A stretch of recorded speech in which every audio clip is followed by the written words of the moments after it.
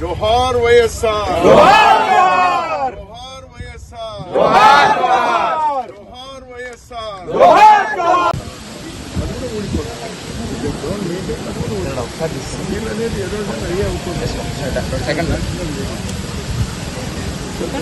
గత 5 సంవత్సరాలుగా ఈ ప్రాజెక్టు మెయింటెనెన్స్ చేస్తున్నా ఈ రోజు ఈ ప్రమాదం వచ్చేదే కాదు. జగనన్న గారు గత 5 సంవత్సరాలుగా ముఖ్యమంత్రిగా ఉన్నారు. జగనన్న గారు రాజశేఖర రెడ్డి గారి ఆశయాలను నిలబెడుతున్నాను అంటున్నారు. కానీ సమాధానం చెప్పాల్సిన విషయం ఏమిటంటే రాజశేఖర రెడ్డి గారు 750 కోట్లు పెట్టి ఈ ప్రాజెక్టును కడితే మీరు కనీసం సంవత్సరానికో లేకపోతే 2-3 సంవత్సరాలకు ఒకసారో 2 కోట్లో 4 కోట్లో రిలీజ్ చేసిన ఈ మెయింటెనెన్స్ పనులు జరుగుతాయి.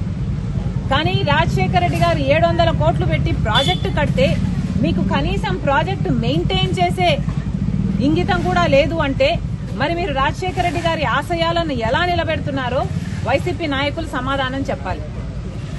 రాజశేఖర రెడ్డి గారు ఎంతో చిత్తశుద్దిగా జలయజ్ఞం తలపెడితే ఈ ప్రాజెక్టు సాధ్యమైంది. 1,00,000 ఎకరాలకు నీళ్లిస్తున్నది.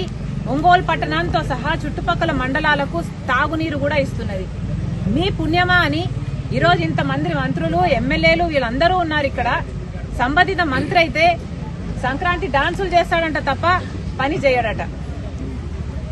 ఇక్కడ ఏ మాత్రం మెయింటెనెన్స్ ఉన్నా ఈ ప్రమాదం జరుగుండేది కాదు. ఈరోజు ఒంగోలు పట్టణం సైతం మంచినీళ్లు రావటం లేదు.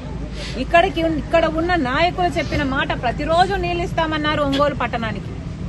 ఒక రోజు ఇచ్చింది లేదు.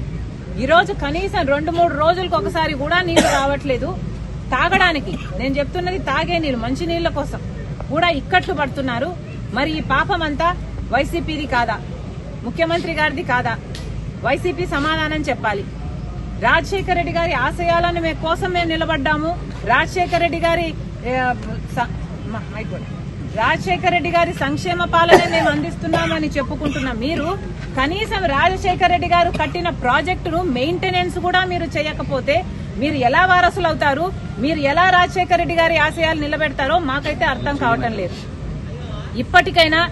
ఇప్పటికైనా వెంటనే ఏదైనా చేయకపోతే ఈ ప్రాజెక్టు మొత్తము కూలిపోయే ప్రమాదం ఉంది అని ఎస్సీ గారు ఎప్పటి నుంచో మేము 2020 నుంచి అడుగుతున్నాము. మరమ్మతులు చేయాల్సిన అవసరం ఉంది అని ప్రతి సంవత్సరము అడుగుతున్నాము.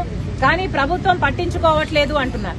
ఏ సంవత్సరానికి ఆ సంవత్సరం 1 కోటి రూపాయలు ఇచ్చినా 2 కోట్లు ఇచ్చినా ప్రాజెక్టు మెయింటెనెన్స్ అయిపోయేది, ఈ ప్రమాదం వచ్చుండేది కాదు అని ఎస్సీ గారే చెప్తున్నారు. ఎస్సీ గారు చెప్తున్న ఇంకొక విషయం ఏమిటంటే 10 కోట్లు ఇచ్చినా కూడా ఈ రోజు చేయాల్సిన మరమ్మతులైతేనేమి, రీప్లేస్మెంట్లు అయితేనేమి చేసుకుంటే ప్రాజెక్టు నిలబడుతుంది. లేకపోతే ఈ ప్రాజెక్టు నిలబడే అవకాశమే లేదు, మొత్తం నాశనం అయిపోతుంది, అసలు ప్రాజెక్టు కట్టి కూడా వృధా అయిపోతుంది అని చెప్తున్నారు. కనీసం ఇప్పుడైనా కళ్ళు తెరవండి. వెంటనే చేయాల్సిన పనులు ఇప్పుడు అంటున్నారు. మిర్చి పంట వేసుకున్నామమ్మా, ఇంకో పంట వేసుకున్నాము, మాకు ఇబ్బందులు వస్తాయి, ఫిబ్రవరి మార్చి నెలలో మాకు చాలా ఇబ్బందులు కలిగే అవకాశం ఉంది అని.